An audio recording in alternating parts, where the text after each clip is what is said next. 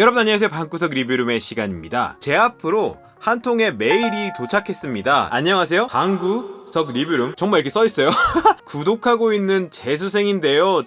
크크크크. 중학교 때부터 아이폰 4로 시작해서 지금은 아이폰 7 플러스와 아이패드 에어 2를 사용하고 있어요. 그런데 제 주변에 아이폰을 쓰는 사람들이 생각보다 사파리를 안 쓰고 네이버 앱이나 구글 크롬 앱을 많이 사용하더라고요. 형님이 사파리 앱에 대해서 깊게 소개하는 영상을 만들어 주셨으면 해요. 이런 메일이 저한테 도착을 했습니다.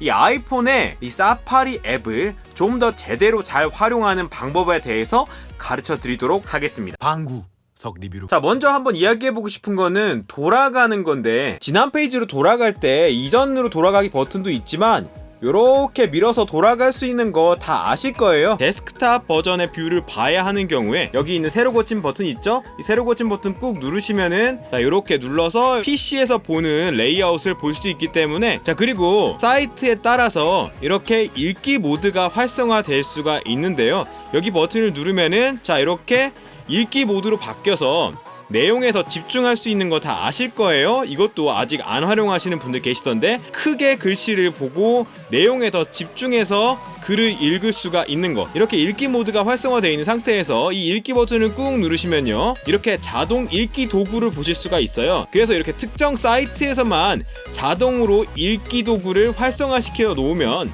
이 사이트에 들어오면 자동으로 이렇게 읽기 레이아웃으로 바뀌게 됩니다. 자, 이렇게 해보면요, 위키피디아를 들어가 보면요, 자동으로 이렇게 읽기 모드로 바뀌니까 내용에 집중해서 사이트별로 활용할 수가 있습니다. 자, 다시 꾹 눌러서 사용 중단하시면 되고요. 모든 읽기 모드를 지원하는 사이트에서 활용하도록 설정해 놓을 수도 있습니다. 또한 여러분이 인터넷을 하시다가 마음에 드는 내용은 공유 버튼 눌러서 이렇게 읽기 목록에 추가 누르시면, 그래서 이렇게 책 눌러서 읽기 목록에 보시면 내가 저장한 아티클들을 볼 수가 있는 거, 여기까지는 아실 겁니다. 혹시 모르셨다면 활용해 보시고요. 자, 아이폰의 설정에 사파리 가시면요, 자동으로 오프라인 저장이라는 읽기 목록 옵션을 보실 수가 있어요. 이게 활성화돼 있으면 이제 여러분의 읽기 목록이 오프라인으로 저장이 되게 됩니다. 그래서 비행기를 타거나 하셨을 때도 내용을 읽어볼 수가 있기 때문에 편리하게 나중에 읽어볼 수가 있습니다. 자, 그리고 본문을 보시다가 검색할 수 있는 기능 아실 거예요. 이렇게 공유 눌러서 여기 페이지에서 찾기 누르면은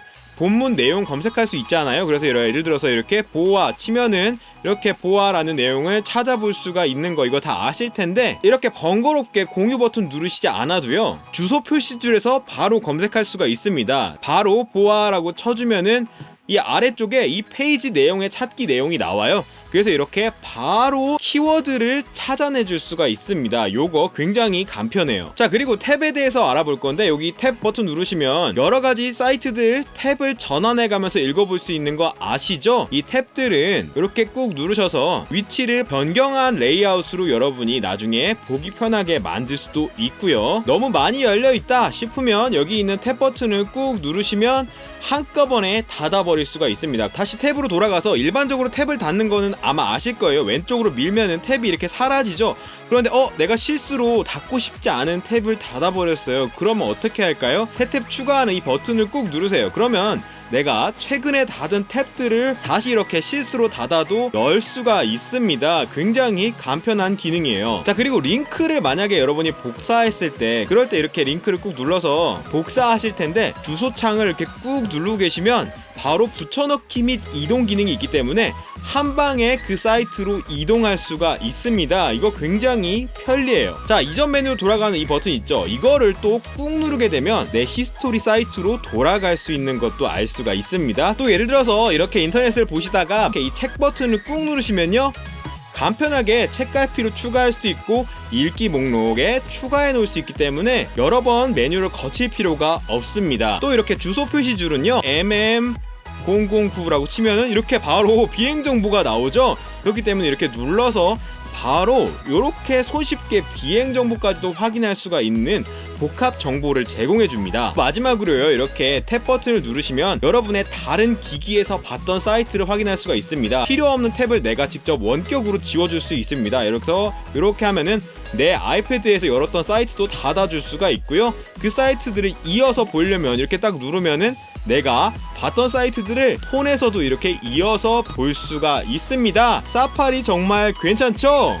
이렇게 사파리는 정말 깔끔하고 편리한 데다가 여러가지 iOS 친화적인 기능들을 잘 갖추고 있습니다. 빠르고 쾌적한 건 역시 순정이니까 사파리 적극적으로 활용해보시면 조금 더 iOS 기기 재밌게 사용하실 수 있을 것 같습니다. 이상으로 오늘의 영상 모두 마치겠습니다. 안녕.